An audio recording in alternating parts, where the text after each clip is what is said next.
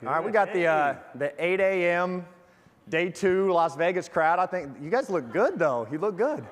You never know what you're going to get after the second night of Vegas, but appreciate everybody showing up, making it out here today. So my name is Matt Newman. I serve as Chief Strategy Officer at a group called Advisors Excel. We're out of Kansas. And we work with, okay. And we've got about 500 of the top independent financial advisors around the country that we coach and we consult. And I've got one of them up on stage here with me today. So yeah, I'm Marvin Mitchell. I'm still in the trenches like you are. I'm a financial advisor. I've been an advisor for 17 years, been independent for the last 10.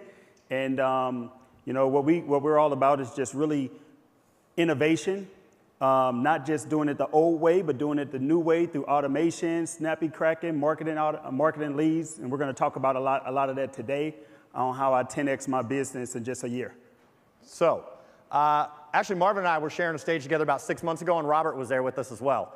And we were all presenting to something, and afterwards, Robert came up to me and came up to Marvin, and he said, what we just saw is what we need to put on stage at Jolt. And that day, what we were talking about is how this guy right here, how Marvin Mitchell is using all different kinds of media, traditional media, things like radio and television, and also digital media, Facebook and LinkedIn and Twitter, Instagram, to drive a lot of leads in his business. We're talking, it says on the stage, hundreds of leads every month there. Sometimes it's hundreds of leads every week. Yeah. And I said, this guy does it better than anybody that we work with around the United States. So if we can show up this morning and give you some practical and some tactical pieces that you can take back into your business and use, that's what we're here for. So for the next 45 minutes, we're going to dig in about how this guy who's in the trenches with you every single day, how he's doing it and seeing what you can steal out of that. So we're going to talk about where he's gone and where he's at today. But before, I want to back up and talk about what the world was like when we came into partnership together. So remember the year 2017. And quick show of hands, how many of you were financial advisors in 2017? How many of you were in the advisory business? Maybe like more than half the room. So we've been doing it for a little while. Year 2017, if you remember, a couple of things that were happening up there on the screen. January was Trump's inauguration. The Me Too movement was happening, right, against sexual abuse, sexual harassment. Chance the Rapper went from unsigned, just streaming, and then the guy's got 3 Grammys by the end of the year. We had a total solar eclipse, Snapchat IPO'd, Prince Harry and Meghan Markle, and then the largest comeback in Super Bowl history. You had to bring that up, huh? Yeah, he's a Falcons fan, so sorry, Marvin. Right? So this is what was happening in the world in 2017. Our firm, real quick, Advisors Excel in 2017. Again, we're out of Topeka. At that time, we were working with 385 offices. These are fiercely independent financial advisory firms around the country that we're doing marketing, coaching, and consulting with. And those 385 offices had a successful year. In new assets that year, the firm brought in $6.5 billion. So this is AUM, annuities, life insurance, Medicare business. They gathered 6.5 that they brought into our office. It was averaging about $16 million of new assets per office that we were working with. So it was definitely a successful year. Marvin, you want to talk a little bit about your world in 2017? Yeah, absolutely. 2017, I remember I was in a growth stage to where I did about $20 million in assets that year. Now, $20 million in assets was great since I only did about $6 million, maybe a couple years earlier before. But to get that $20 million, I woke up on January the 1st and I was like almost depressed. Anybody ever been there, just had a great year and just had one of the best years ever and then woke up feeling like I got to do this all over again? Anybody ever been there? That's how it was for me. Now, at that time, thank God I'm more so a lot of AUM now, but at that time I was an annuity-only type of producer, and I woke up and I had no reoccurring revenue. I had no automations. I had no marketing plan. I had my team who was basically being burned down because I was putting so much work on them. I was putting a lot of stress on myself. I was doing 80 presentations per year. You know, you ever heard of those dinner seminars? That was me. I was the one going out doing all of those dinner seminars seemed like twice a week at least. And it was very stressful. And I realized that I needed to do something different. Any of you been at that breaking point where you knew, if I keep doing the same thing, I may not make it in this business? That's where I was. I was attempting to 2x my business. I was attempting to go, but it was hard work, and I was drained. So I knew I needed to change at that particular point if I was going to grow and to be my best self and for myself and my staff. So we're going to talk about that a little bit here to set this thing up of what it is that Marvin did, because obviously that's not sustainable, right? A guy putting in 80 nights away from his family, putting in 70 hours on average per week. Yeah. Take this the right way, Marvin, but really being a highly compensated salesperson, yeah, right? Paying himself and the business kind of falls apart if he's not in there working, that's not sustainable, right? So there's some work that we needed to do in 2017. So yeah. Marvin, first couple steps, where did your mind start going in 2017 of a couple things that you need to start doing? Well, I remember I went to one of the leaders of my organization at that time and said, I want to grow my business, but I can't keep doing it this way. And what they told me is they said, why would you do anything different? You just did $20 million in new assets this year. They said, if you want to do more, then do more of the same activity. I said, I did 80 seminars last year. So I began to look in a different direction. Thank God I found Matt's team. And one of the things that we worked on is how do you become the CEO of your business instead of just working as a highly compensated salesperson in your business? How do you build up your passive income and your recurring revenue? And how do you take yourself out of the business so that you can actually build a structure and a system and an automated system and a better lead, be a better leader and have a better team? So I began to go that route, and I realized that if I was going to do something different, I had to up my marketing. So instead of me doing 80 seminars, I said, well, how can I be where the action is, even though I'm not where the action is? And then my solution was I needed a great digital strategy. I needed better marketing. So instead of just seminars, I wanted to be on radio. I wanted to be on TV. I wanted to be in places where I can be sitting at home while my face is on the screen or my voice is on the radio. So I began to do those things and put those things into place. And at first, I will tell you, it was tough. It was tough. So I don't know if you want to transition. It would be perfect to say that Marvin and I joined forces in 2017 and things went great right off the bat, but they didn't. Yeah. Because this is a guy that goes out and takes immediate action, right? And there's going to be some bumps in that road. So as he started getting into, like he said, multiple marketing funnels and driving a lot more leads into his business, it got bad before it got good. Yeah. Right? So we're going to set that up just a little bit. I think maybe we can talk about it, the good and the bad and the ugly, Marvin. So maybe what was some of the good stuff? Yeah, so I think what most people, I just noticed that slide, that's funny. What's funny about that slide is people say I actually dance like that. All right. Can we see it? Yes, I'm a black guy without rhythm, I admit it. So my team was, so we all think that the solution to all of our problems is that we just need more leads, right? And yes, of course you need more leads, but without a system and a structure and an infrastructure to actually handle those leads, more leads could actually help make you fail quicker than less leads if you're doing the wrong thing with the leads. Does that make sense? So I said, oh my God, I went from like having 100 leads in probably months to having like 200 leads a week.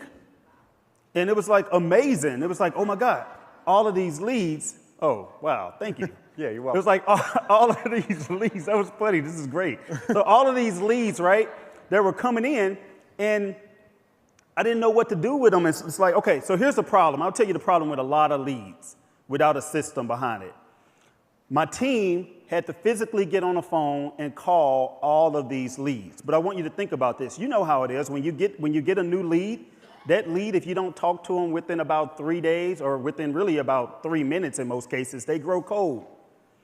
And we don't know out of those hundreds of leads how many of those leads are actually qualified. So you know the 80-20 rule?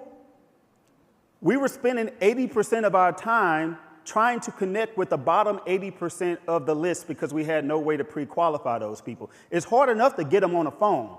So I'm getting upset at my staff. I'm like, why are we not talking to these people? We need to keep calling, get them on the phone. Like, we spent too much money on these, you know, and then when you finally get somebody on the phone, they have like $10,000. And you're like, okay, so I've been chasing this person down, calling 5 times, and this person has $10,000. We didn't have a way to qualify them. So the good leads, we weren't touching bases with them at all. And when we finally got one of those on the phone, we wasted about 100 more. So again, our problem was this actually caused me to almost go out of business because I was spending so much money on marketing, but yet we were bringing in still a little bit of money. And to make matters worse, I was transitioning to much more of a balanced model with a lot of AUM. So imagine if you're used to getting this commission up front, Now we're doing it a loan play, so we're getting less money from the assets. We're spending more money on marketing, and my team isn't following up with the people quick enough, and I'm pulling out my hair. That's why I don't have any right now, trying to figure out what to do next. So it was pretty ugly, and I was down to a little bit of money in my business account, and I was like, what the hell did I just do? Yeah, and I think if we don't have a nuanced and a little bit deeper conversation, we could walk out and break, and anybody could say, yeah, the solution to my problem is more leads, or I need to get in front of more people. Or I've heard quotes that say most challenges in this business can be solved with more first appointments. And that is true up to a point. Right? We need to make sure that we're in front of new people, but Marvin was running into an entirely new challenge. And so we were able to get him in front of a lot of people. But Marvin, can you talk to everybody maybe at the lowest point, kind of where it got, maybe 2018-ish, 4 years ago? The lowest point is when I realized that I have to do something different. I can't keep doing this. And don't get me wrong, I had a team that I had grown my team to a good number, and I had to let more than 70% of my team go. And it was one of the hardest days of my life because whether they deserve to leave or not, it's still tough to make a decision to let somebody go. How many people you just love letting people go? Like, it was tough, you know? So I had to let people go. I had to humble myself and realize that maybe I failed in some sense, right? Maybe I went about this too fast without a plan, without an infrastructure. Maybe I didn't get the correct mentorship. I didn't have the right team initially in place when I made this decision in 2017 to just go for it all. And like right when I was at my lowest point, you would think that I would have just like given up. But no, at the lowest point is when I decided that, you know what, I'm going to go for it, just the same way I went for it before, but I'm just going to do it in a better sequence and more methodical. And this is what we're going to talk about today, some of the things that I actually did that actually caused me to take the wrong way and pull the good things out of that and expand on the top 20% good things that caused my business to go from $20 million a year. And that's not a year, that's not total assets, $20 million a year to now consistently over 130 million new assets every year. So one thing I love about Marvin is that he really is a student of the game. And Marvin, by the way, that's working. I was working about 70 hours a week. I work about 20 hours a week now. I just traveled to 7 different states in the last 8 days. So he's doing some things that are pretty unique. And one thing is that I appreciate how much he's a student of the game. It's one thing I really do respect about you, Marvin, and I somewhat envy, is he's not just looking inside of our industry of what it is everybody's doing, but this is a guy who's willing to go out and go to a lot of different conferences, meet a lot of different people, and that's where he was at that point. I mean, if you were at the point where he was, where he just laid off 70% of his staff, bank accounts are upside down, he's either going to fold this thing or he's going to try to figure out how to make it work. He started going to different places outside of here. So can you maybe talk about where you started to pull some ideas in from? Yeah. First off, give yourselves a round of applause. And the reason why I say that, I want you to do that in a second, because you are in Vegas right now on a Friday morning. Who knows how late some of you are up. I saw some of you at the tables at 3 in the morning last night. Not that I was there, I'm just saying.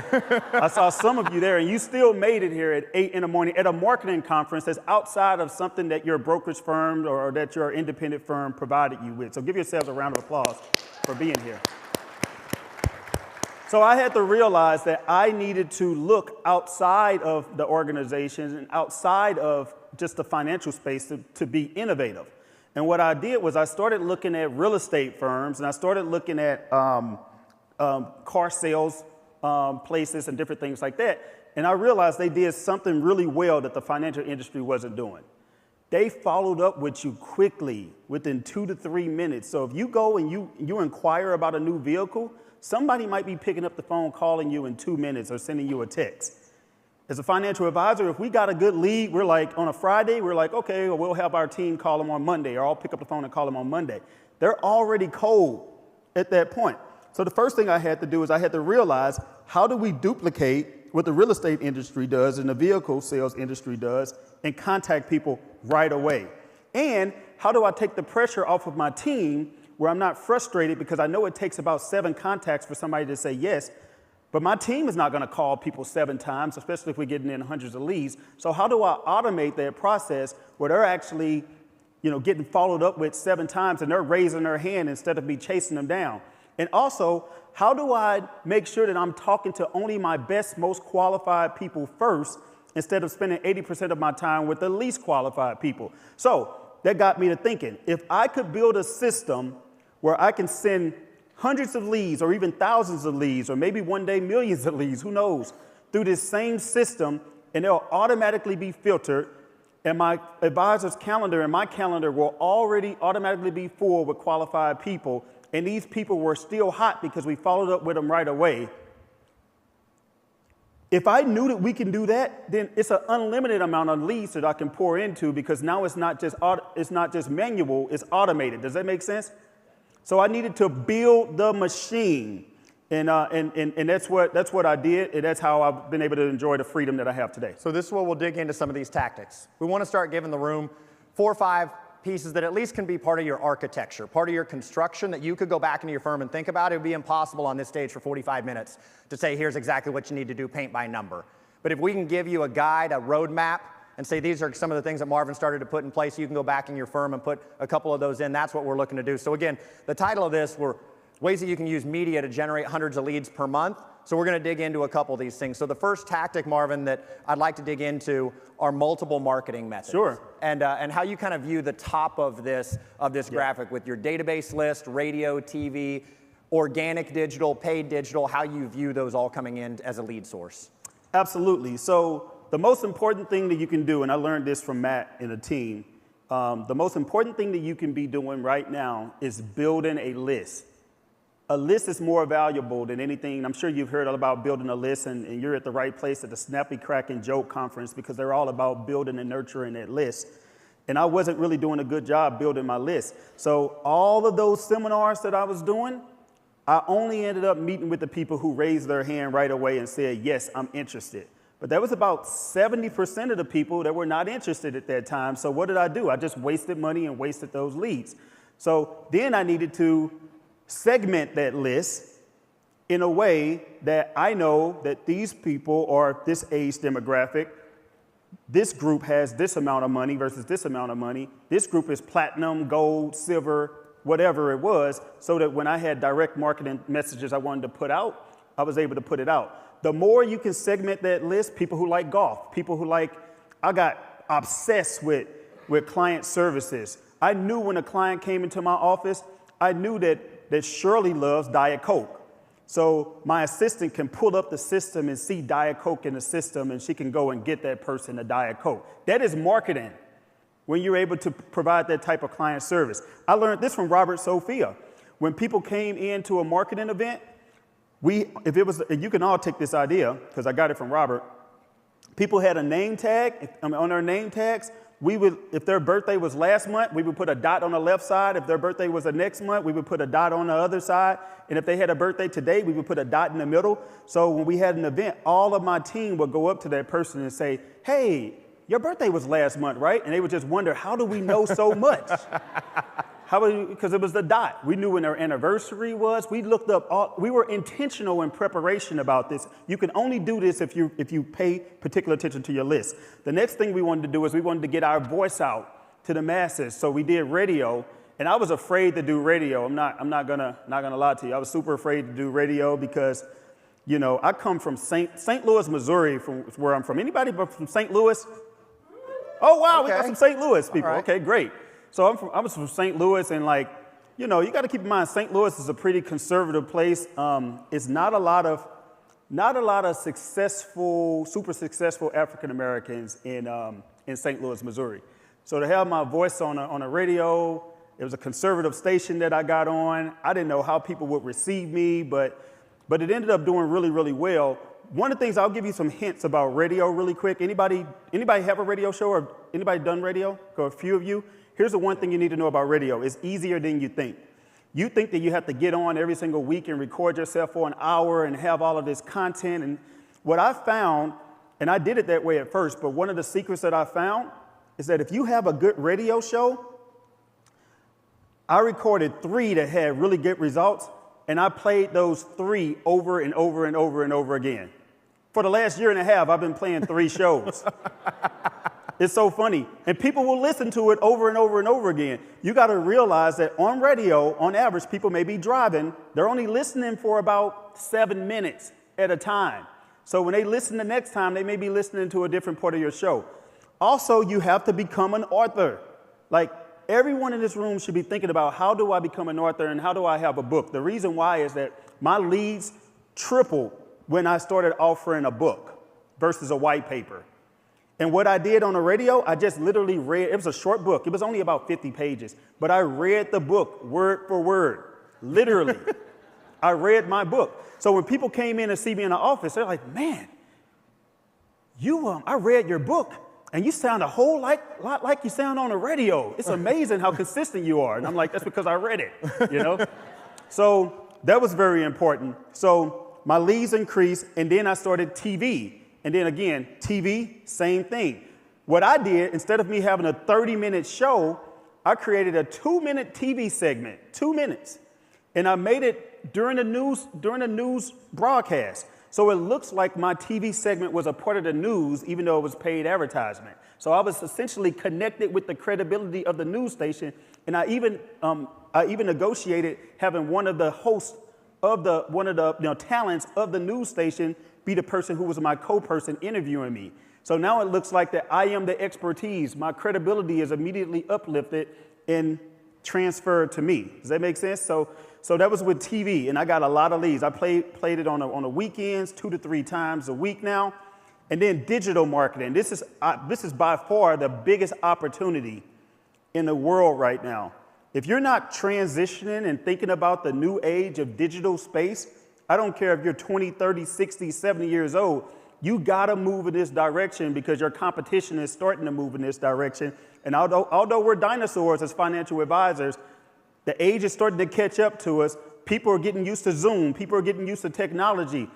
You know, people are on Facebook. They're even on Instagram right now. People are on Twitter right now. So if you're not doing this, you are missing the boat. So digital was a huge opportunity.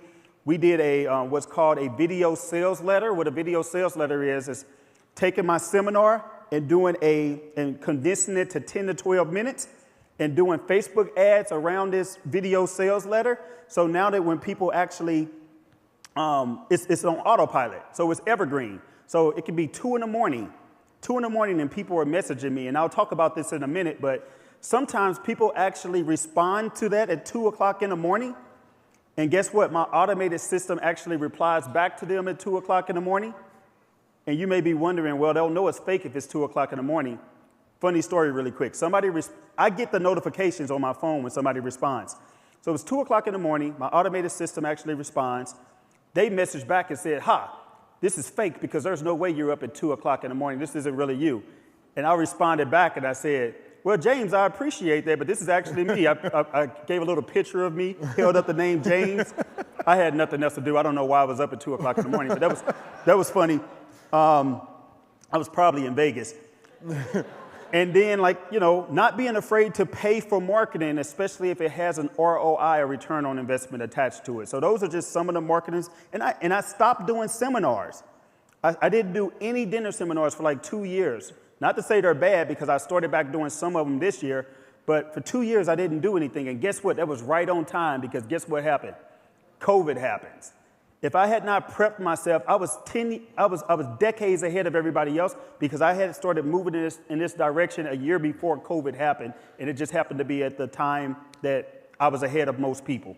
Now, team, I think what I hope you took away from that is the multiple ways that he's driving people in. And again, a lot of times in a marketing conference, that's where the conversation would stop, right? Yeah. Go out, and if you have 2 marketing funnels, open a third. If you have a third, open a fourth, right? And there is some wisdom to that. But the second piece, the second takeaway, the tactical piece, and Marvin, I might explain this because I want you to spend a little bit more time on the next 2. Yeah. The second piece is, you can see in our simple little graphic up there, every single one of these leads inside of Marvin's office goes into one conversion funnel. Yeah. He's not handling his Facebook leads different than his television leads. He's not handling those differently than his radio leads. Yep. Or the ones that are coming out of his database, his list, those are getting handled the exact same way as all the other ones. So he could be on this stage right now with some Facebook leads coming through, and his radio show is going to play tomorrow, and his television is going to be on Sunday, and all of those are going to go through the same funnel.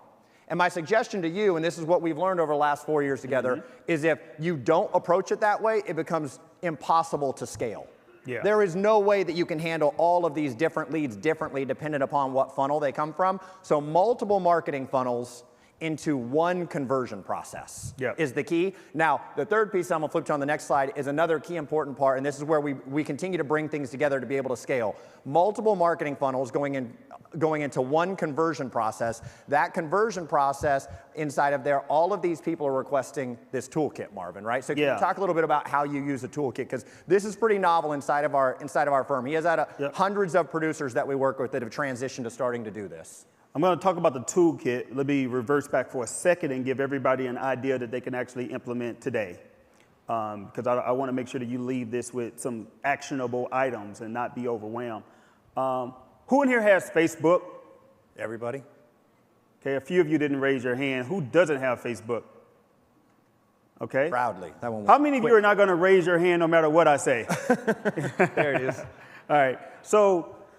So in Facebook, there is something that's called Facebook groups. Okay, Facebook groups. One great idea is to have a Facebook group. I call mine the Prosperous Retirement or whatever you want to call your group. Invite your clients on this Facebook group. Your clients are able to invite more people just like them to this Facebook group. What's great about that is Facebook has a feature now that when you record something or post something in the Facebook group, you can actually tag everyone once a day, which means every single person in that Facebook group is going to be notified. So if I got 1,000 people, it's better than email because I can hit the mention of everyone and they're all going to get that mention, which is going to drive engagement with your group. And you can do many similar, obviously you got to talk to your compliance team and get whatever you say compliance approved. I want to make sure that we bring that up. But it's amazing how many appointments you'll get. And if you have a Calendly, which is something like that, that's an automated scheduler, you can post that link and you'll be surprised how many appointments that you'll get. You can actually drive a snappy cracking funnel directly into that Facebook group. So they'll all go through that. That might even be a better idea. Just take them through a funnel and let them raise their hand. It's an amazing idea to do. I did it, got me a lot of clients. So this toolkit that Matt is talking about, I used to offer different white papers for every segment that I talked about. If I talked about Social Security, I wanted to offer a Social Security white paper. I wanted to do this. I wanted to offer this book. And then I realized that nobody really cares.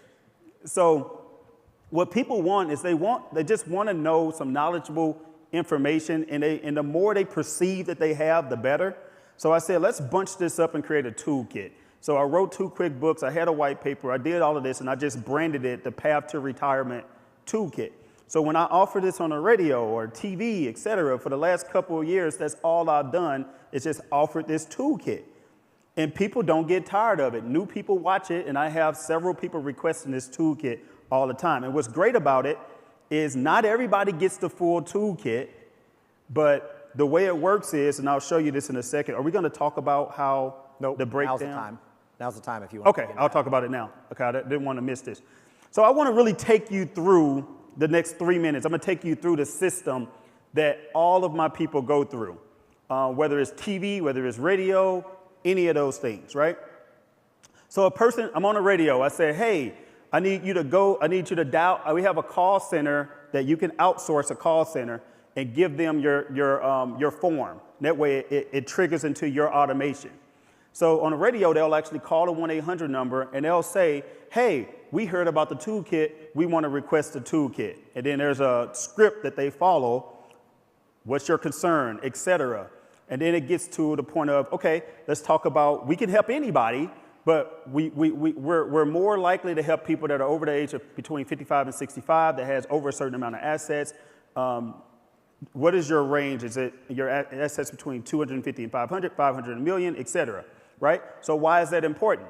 Because if they said under 250, we will still nurture them, but we're not going to follow up consistently. We're not going to have our team calling the people because they're more than likely not qualified.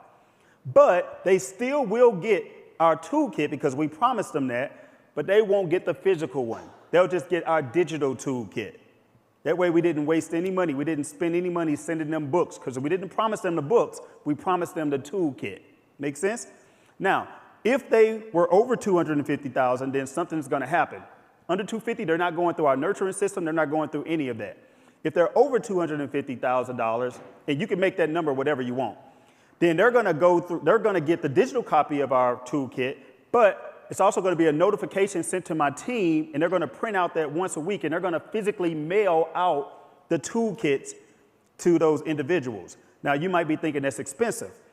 We were wasting way too much money on that, but there's something that's called media mail that we were mailing this out for $9 a piece, and we started mailing it out for like $2.50 a piece. We saved a lot of money once we learned about media mail, and these were big, bulky packages. As long as it's information, you can actually do media mail. So the second thing that happens, the third thing that happens with the qualified leads is they go through our automation system. This is how our automation system works. They say they have over 250,000, blah, blah, blah. They'll get tagged as a qualified lead. Immediately, within about 2 to 3 minutes, they're getting a text message from me that says, hey, this is Marvin. I noticed that you requested my book from 97.1, et cetera. Your digital copy should already be to you. Your physical copy is on the way. In the meantime, my team would love to talk to you and to discuss some ways that we can help you to achieve your retirement dream. What day works best for you, Tuesday or Thursday, to schedule a 15-minute strategy call, right? So if they don't respond to that, then about 3 hours later, they're going to get an email. Hey, we sent you a text earlier. Don't know if you got it, but I wanted to send it via email, blah, blah, blah, blah, blah, blah, blah. They don't respond to that. They're going to get an automated voicemail from us that evening that's going to say, hey, this is Marvin. I know we sent you a text and an email, but I want to make sure we didn't miss you because I'm super excited about whatever it is. If you'd like to schedule a call, I want you to go to this website and schedule a call with our team. They don't respond to that, then the next day they'll get a text and an email. They don't respond to that, then the third day they'll get a email, a voice message, and then they'll get a text throughout the day. Now, you might be thinking, oh my God, like you are bombarding these people. They're going to get tired of you. Marketing 101. If you don't piss off at least one person with your marketing, you're not doing enough. Mm-hmm. Right? Second thing is we get so many people who respond to us on the third day. We get more appointments on the third day than we do on the first day because of the 6 or 7 contacts. And what they say is, oh, Marvin, I'm so sorry. I've been meaning to get with you. My mom was sick. We had to go to the hospital. We had to drive from Kansas City, whatever it was. But what day works best for you? Now they feel like you've been so persistent that they want to schedule with you. It's amazing how that works. So again, we get, let's say we had 30 appointments. We're going to get 10. We're going to get maybe 10 on the first day. We're going to get like 6 scattered out on the second day, and we might get another 16 on the third day. It's just the way it works. So now if they don't respond to any of those, or if we need a follow-up call, I didn't want to run my staff rugged. So I created an idea. This is what the real estate industry did, is we started using virtual professionals. And yep. We want to transition. So we're going to flip over to virtual professionals. I love this guy. He just gets going and going and going and going. I appreciate all the material, Marvin. One thing that I do want to hit on, though, to make sure that we bring this to a consolidated spot, is that there's no way you can do the things that Marvin's doing if every marketing funnel is getting a different approach and if they are all requesting something different. So remember where we started. You're driving them in from multiple different sources, but they're all going through the same process. They're all requesting the same thing. If they're not requesting the same thing, then you don't know what your text messages can say, what your emails can say, what your phone scripts say. So he can lead in with whatever he wants. He can talk about how Silicon Valley Bank just went under, if that's what people are going to respond to. And then he's going to talk about, are you sure that your money is safe? And then how do we know if your money is safe? You need to get the toolkit, right? He's going to say tax time just got done. Did you pay Uncle Sam too much? Right? You want to make sure you don't pay Uncle Sam too much next year? Your solution is the tax kit or the toolkit. Right? Every single message will lead into the toolkit. So you need the same funnel and the same call to action if you're going to scale the way that Marvin does. And part of this is that he started to use virtual professionals. Yep. And the great thing about that is that's just to initially get them. But once you get them, you got Snappy Kraken that can take it so many different directions once you get them to initially raise their hand. You can talk to them about just Social Security or about taxes and run different campaigns once you get them into your system. So again, I didn't want to burn my staff out and have them making a lot of phone calls. And plus, it gets pretty expensive when you just have to hire too many staff members. So I said, let me try virtual professionals from the Philippines. and people were looking at me like I was crazy. Like, are you kidding me? Like, people are going to know they're not from here. How many people are going to give you $1 million if someone's calling them from a different country? And it was all of these limiting beliefs. What about your security? What about your technology? What if somebody steals all of your information and does all of this? You can think of all of the excuses that you want to think of. They don't speak great English. All of these things are myths. Let me tell you, the people who I work with in the Philippines are some of the best, most kind-hearted, generous people that I've talked to.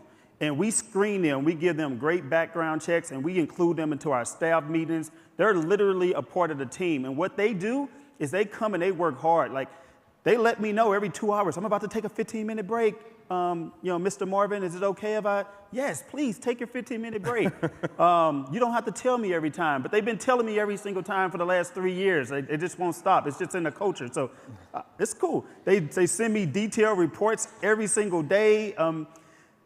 So what they started off doing is they called all of those leads, and they were setting 20 appointments per week. I had 2 people setting 20 appointments per week just getting on a call. And you know what? People called our office, 2 of our virtual assistants, one is Ryan, one is Rio. They would call our office and say, it was like, hey, did you want to speak to one of our advisors? You want to speak to Marvin? No, we want to speak to Rio. Well, she's actually not in our office, you know? So it was a cool thing. So they really helped. It was a 22,000% return on investment. Because we were only paying the virtual professionals, we were paying them a lot compared to what they get. People paid them $4 an hour. We were paying $10 an hour, and they were living like kings and queens over in the Philippines, I promise you. So, and we even had one of them start doing our 15-minute appointments. I was paying somebody $120,000 a year to do our 15-minute appointments, and I was paying this virtual assistant $18,000 a year. They got better results than the person that I was paying $120,000 a year. So I just want you all to open your mind and expand your mind to think that this is a big world. Think about COVID. People weren't used to using Zooms. Now your clients are out there using Zooms like crazy. So I realized that if we can work from home and still increase our business, surely we can have people in another state. If we can have people in another state that's not in our office just using voice over IP, then maybe we can have somebody in another country. So your business is only limited to your mindset. Once your mindset expands and once you stop being rigid in a mindset, your business will grow. So the virtual professionals was a huge, huge increase. Now we got about 7 virtual professionals on our team. Help with marketing, help with client events, help with cold calls, help with scheduling meetings. All of these things are done just by virtual professionals in my office. For the sake of time, we'll go pretty quick through the next couple parts, but if you want to talk more about virtual professionals, feel welcome to grab myself or grab Marvin. We can dig in a little bit. He actually said as we were coming up here, he's like, how much time do we have? Because I've done a lot of these sessions with Marvin, and when we have 2 or 3 hours to go through this, he brings them up on the screen and starts having them go through their daily routines and showing exactly the reports that they put out every day. Believe it or not, he won't say this. The first time I met one of his virtual professionals, she is so tied into Marvin and his firm Encompass. I'm not making this up. Hand on the Bible. I've got a picture of her, and she goes like this, and I said, what's this? She's got a tattoo right here, half of her shoulder and her bicep of his company logo. Yeah. This guy has changed their lives. Yeah. It is wild When I the saw amount that, of work that they put in for him, and it's this phenomenal relationship between both sides. When I saw that, I had to change my plans. I was like, dang, I can't fire her next week. So, yeah. It's pretty wild. And we already mentioned this. We're not going to go over that. Yeah, this is fine. I think, but the 15-minute appointment, I'm sure a lot of you are doing this off of Calendly, post-COVID. The thing that I want to point out, though, and it's what I'm going to dig into here in let's dig into it. These 2 types of people are very different. So I'll go quickly through this. The people on the left, these are the people that are connecting, engaging, building relationship, and these are the people in your marketing that might be like your seminar prospects, might be like your referrals, might be the people that you're speaking in front of one-to-many in an educational setting, that you're building relationship and rapport with.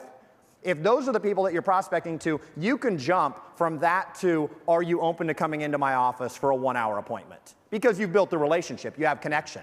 All of these leads that Marvin is getting and that you'll get after you come out of this and ramp this up even more, it is too big of a hurdle to take those people into a 1-hour meeting. We've done this over and over for years. That gap is too wide to cross. That hurdle is too high. You have to move from that lead, right? These people on the right are only giving you 15 seconds. They're giving you their name and their email address, maybe their telephone number. You got them on Facebook for 15 seconds and they want your toolkit. You have not built any relationship enough to say, are you open to coming into my office for a 1-hour meeting? You have to put that intermediate step of the 15-minute call in there. So his entire funnel says, we've got the funnel, but the goal of that funnel is to move all of these leads into a 15-minute call. Yep. And from that 15-minute call, now we've earned the right to ask for, are you open to coming into the office for a 1-hour meeting? So don't skip that step, because that's a massive piece of being able to convert the type of numbers that you want. So I'll flip through these real quick.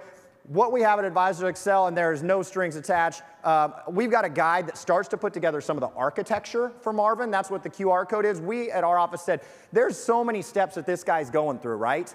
All of the emails, all of the text, all of the phone calls that they're making, that you should not be doing exactly what Marvin's doing. But we do want to give you an architecture to be able to start to build your own. And what this gets into is week 1, week 2, week 3, how aggressively should you be approaching these people, right? Again, he said something to the effect of, if you don't have people unsubscribing, you're probably not aggressive enough. So we need to put out your own architecture so you can start to figure out how you're going to approach these people and who in your office is going to own this, who is in charge of it and has agency and authority over it. And again, how aggressively are you going after these people? So again, you can probably take many notes that Marvin just covered here and start to put some of your pieces together. But if you want a little bit more of a roadmap, we'd be happy to send over to you what we've been giving to our producers so they can start to duplicate some of what Marvin's doing. So Marvin, we got maybe 5 or so minutes left here. Let's talk a little bit about, again, recapping kind of the steps to success, the 4 or 5 major things that you covered. So first off, don't diversify. Have multiple marketing methods. We want you to build one conversion funnel. That's one big main offer. What's going to be your big offer, your single call to action. Ours is our toolkit.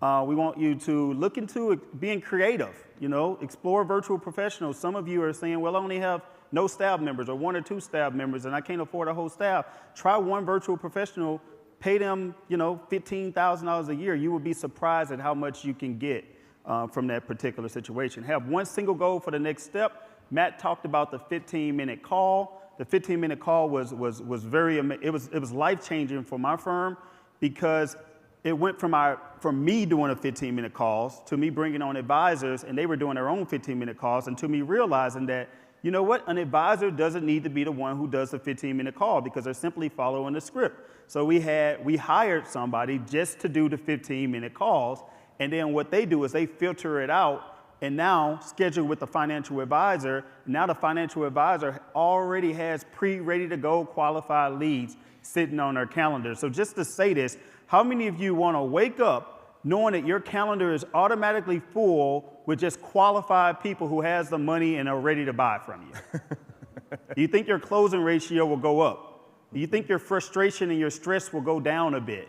So that's exactly what we did. So is there anything you wanted to say before we? No, I mean, let's wrap into, we'll talk one slide of what this has done for Advisors Excel. We talked about 2017 now to 2022. We're sitting in 5 different buildings in 3 different campuses. We have since partnered with Marvin, and he's taken a lot of these concepts in much more depth to the people that we work with. We're up to 485 offices that we work with, and the cool part at our firm is over 300 of the offices that we work with use SnappyKraken. So as we start to build these funnels together, we're saying how does Snappy fit in for your email sequences? How does Snappy fit in with Convos for the texting platform, right? Because as you're going to build this funnel, you got to figure out, are you going to do it? Do you have the staff to do it? Are you going to outsource it to somebody? Or are you going to use a software vendor to do it? So Snappy plays a beautiful role inside of this with a large amount of the offices that we work with. They gathered a lot of money in new assets last year. But Marvin, I want to talk a little bit about, again, we talked about the low point is where we started. That's a big number. You didn't mention that big number. It's a big number. There's a lot of people that are gathering a lot of retirement assets around the United States, helping a lot of people successfully into retirement. But for you, we talked about the lowest point and where things were. So maybe where are you at today? Let's talk a little bit about the results. Yeah, as I mentioned, it's doing $20 million, not in assets, but per year. And now we're doing about $130 million per year. So, our AUM, it feels great to walk into the office knowing that you got a 6-figure income every month without having to do anything. So, but serve your clients to the best of your ability. So, and I'm working less, and I built the team and I built the infrastructure, which, You know, if you follow me on Instagram, you know, I talk about some of that stuff from time to time. It's just Marvin Mitchell Official on Instagram. So write that down, Marvin Mitchell Official. Blue check mark, not the fake names. But that's really my success story. More work, as it says on the screen, and more assets, less work to do it, more being a leader and more being a CEO. And I'll end with this, you all. Write this down. 10x is easier than 2x. 10x in your business is easier than 2x in your business. Think about it. If you made 100,000 and you're looking to make 200,000, you're going to have to do more of the work in order to get to the 200,000. But if you have made 100,000 and you're looking to get to 1 million, you're not going to be able to do the exact same thing that you did to get to 200,000. You're going to have to think about what better systems do I need? What better technology do I need? How do I build on better teams? So I want you to think about that as we conclude. I want you to think about what your numbers are now. And I want you to think about if you just doubled that, what would you have to do? But then I want you to write down, well, if I 10x my business, if I make 500,000 and I want to do 5 million, then I want you to write down what you're going to have to do. What you're going to realize is those steps are actually easier because you're going to realize that you can't do it by yourself and that you have to have a team, that you have to have support, that you have to have an infrastructure, that you have to have an automation, that you need things like Snappy Kraken in order to get to that next level. So 10x your business, you all. Don't settle for 2x. Thank you so much. We appreciate your time. Thank you, Snappy Kraken. Matt, Marvin, we appreciate you. You all have a great day.